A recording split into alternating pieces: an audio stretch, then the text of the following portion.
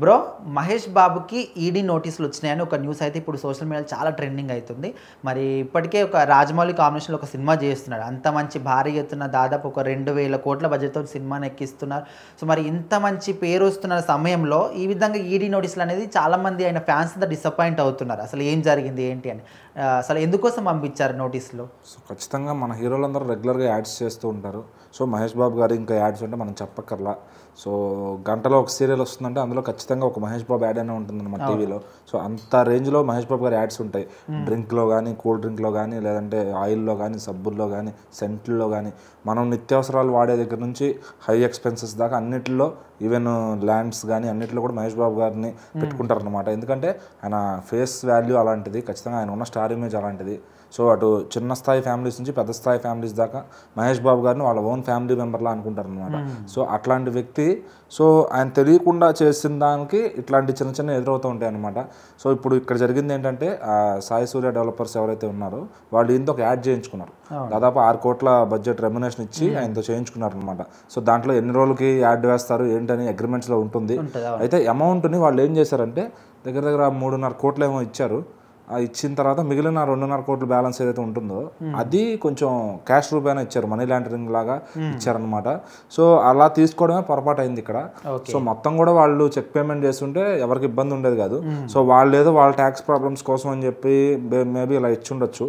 So ఇక్కడ ఏమవుతుందంటే, ఇప్పుడు మహేష్ బాబు గారు అట్లా తీసుకున్నారు, సో మనీ తీసుకున్న దానికి లెక్క చెప్పలేదనే లెక్కగా వీళ్ళైతే ఇది చేశారనమాట. సో ఈ నెల 27వ తారీఖున విచారణ కూడా ఆయనకి ఉందని తెలుస్తుంది. సో దానికి పిలిస్తే ఆయన క్లారిటీగా చెప్తారు. ఏంటంటే ఆయన లీగల్ టీంతో లాయర్ గారిని తీసుకెళ్ళి సో వాళ్ళతో మాట్లాడతారనమాట. సో జరిగింది ఏంటి, ఎలా ఇచ్చారు, ఇచ్చిన దానికి ట్యాక్స్ ఏ రూపంలో పే చేశారు. ఎందుకంటే మహేష్ బాబు గారి దగ్గర క్యాష్ ఉంది, లిక్విడ్ ఉన్నా, ఆన్లైన్ ఉన్నా, ఎట్లా ఉన్నా కానీ ఆయన ట్యాక్స్ పే చేయకుండా ఉండరు. సో ఒక one of the finest actor in India అతను ట్యాక్స్ పేయర్స్లో. సో మరి అలాంటి వ్యక్తి ఇట్లాంటి చిన్న చిన్న లూప్ హోల్స్లో ఊరికే ఈడీ కేసులు అయ్యి అంటే అసలు క్యారెక్టర్లో గోల్డ్ అయిన ఇట్లాంటి చిన్న చిన్న కంప్లైంట్స్ రానివ్వరు అనమాట. వాళ్ళ పిల్లలను కూడా చాలా అంటే ఆలోచింపజేసే విధంగా పెంచుతున్నారు. అంటే రిచ్నెస్లో పెంచకుండా నార్మల్గా సింపుల్ సిటీతో పెంచుతున్నారు వాళ్ళ పిల్లలను కూడా. సో అలాంటి వ్యక్తి డబ్బుల దగ్గర ఇట్లాంటి తప్పులు చేస్తారంటే ఎవరు నమ్మరు అనమాట ఖచ్చితంగా. సో మరి అలాంటి వ్యక్తికి ఇట్లాంటివి ఏంటంటే చిన్న చిన్న ఇప్పుడు ఎవరో ఒకళ్ళు రాయేస్తూ ఉంటారు ఖచ్చితంగా. సో అలాంటి వాళ్ళని తీసుకొస్తే ఫేమ్లోకి మనం కూడా రావచ్చు అని బహుశా ఈడీ వాళ్ళు చేసిన ఒక చిన్న ప్రయత్నం కావచ్చు. ఎందుకంటే ఇప్పుడు వీళ్ళకి కూడా సినిమాలు చూసి ఆఫీసర్స్ లాగా అయిపోవాలి, వాళ్ళకు కూడా బ్రాండ్ వాల్యూ కావాలని కోరుకుంటున్నారు. మామూలుగా అయితే లైమ్ లైట్లోకి రారు ఎవరు తీసుకురాపితే. అదే ఒక హీరోనే ఉన్నా చేసాం అనుకోండి, హీరోనో పొలిటీషియనో, సో వాళ్ళతో పాటు మీడియాలో వీళ్ళు కూడా రికార్డ్ అవుతారు. అదొక ఆనందం అనమాట. అంటే అట్లా కాకుండా ఇప్పుడు వాళ్ళంటే వాళ్ళ ప్రాబ్లమ్స్ ఏదో ఏమంటారు ట్యాక్స్ నుంచి తప్పించుకోవడానికి డబ్బు ఇచ్చి ఉండొచ్చు.